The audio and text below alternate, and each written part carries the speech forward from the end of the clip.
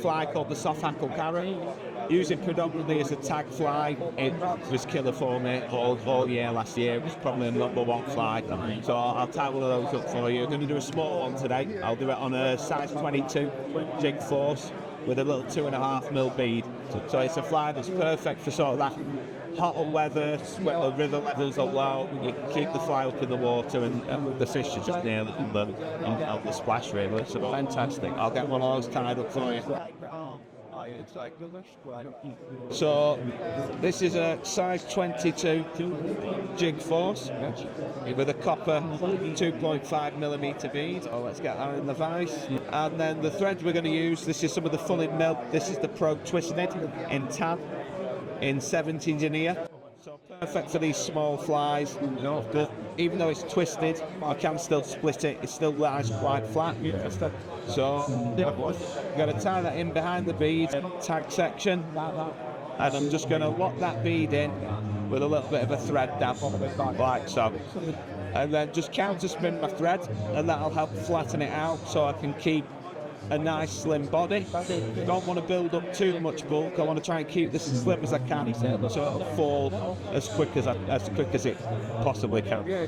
Right down to just before the bend, and the next material we're going to put in is just some Coq de Leon. So this is just a medium pardo. So I'm going to take 4 or 5 fibres, and I'm going to pull that at 90 degrees from the stem, and that'll just help line those tips up. So get all my tips nicely lined up, and then just going to gauge that to a sort of a shank length, tie that in just at the back there on the top of the shank. So tail's a little bit long there, so I'm just going to grab the butt section and I can pull those down to the desired length like so. I'm going to take my thread all the way up to behind the bead and just lock in all those fibres, and then just trim out a box. So then the next material is going to be the rib. So this is a new floss from Full in Mill. This is the fluorescent orange, and this is the 110 denier. We actually do it in a slightly thicker size, which is great for sort of tags, but for ribs this is great as well. So I'm going to cut a section of that off, and I'm just going to double it, and I'm just going to trim these level. I'm going to offer that under my thread so I can lift it up and pop it just on the side, my side of the shank, and I can hold my bobbin there, and I can pull that down and tie back down to the tail. So then the next material is just going to be some hair's mask. But what I'm doing is I want to take it from the ear here, so I've got these darker fibres. So I've got a little rake that's great for just taking that off. So I could just take off a few bits, and then I'm just going to mix it up on my hand. And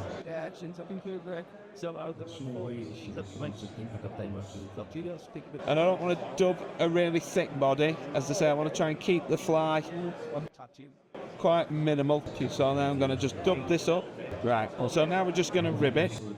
So I'm going to take a hackle plier, and I'm going to grab my floss, and I'm just going to cord this up together, just to cord both those fibres up. And then I'm going to counter rib this, so I'm going to rib this the opposite way to where I've dubbed on. What that'll do is that'll mean that the rib actually stands out more as well. So just nice open turns. So quite a small fly, only going to want 3 or 4 ribs, and then I'm going to lock this off.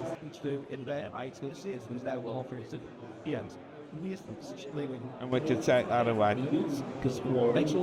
Now what a lot of people would do here, because we're going to put a CDC column on this, is put that CDC on now. Now what I like to do is just take a little bit more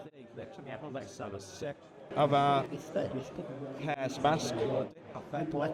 Only want a little bit here, because what I want to try and do is I want to prop that CDC up, you see. So I'm going to put a tiny bit that's going to create a little bit of a ball.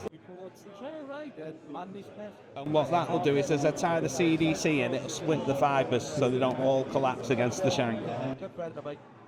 So find a nice feather. So I've just got a CDC feather here. I'm going to just strip the rubbish bit off the bottom. I'm going to take a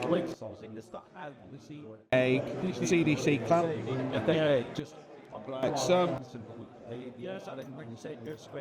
I'm just going to cut them from the stem.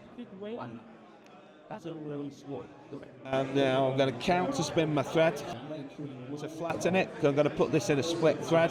So I'm just going to take, you can do this with a needle or one of these little splitting tools. So I'm just going to flatten it. And then I can split my thread. So I take my clip. Just catch those in. And then we're going to now clockwise spin up a thread, and this will just cord everything into that split thread we've done.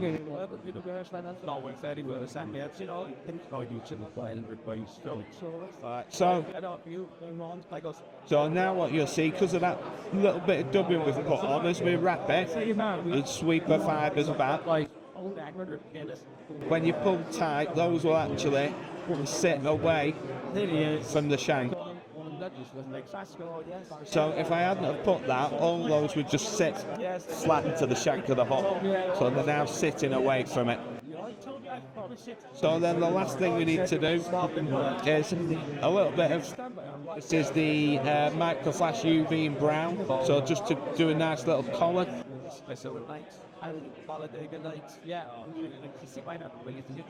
So you don't want too much, probably, you know, turn and a half, if that.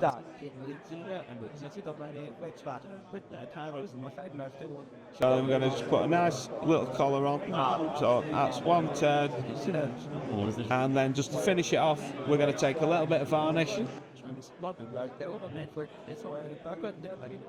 Going to just put that straight onto the thread.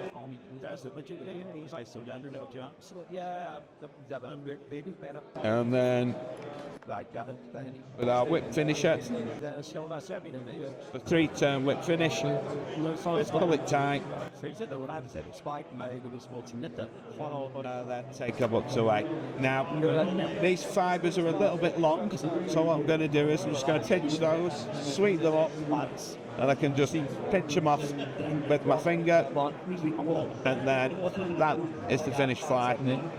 That's a fly called the soft hackle carrot. It's great to mimic those sort of blue-winged olive hatches. And yes, it was devastating for me last year on rivers like the Wye, the Derwent. Stephen Shorrock, BFFI. Thank you.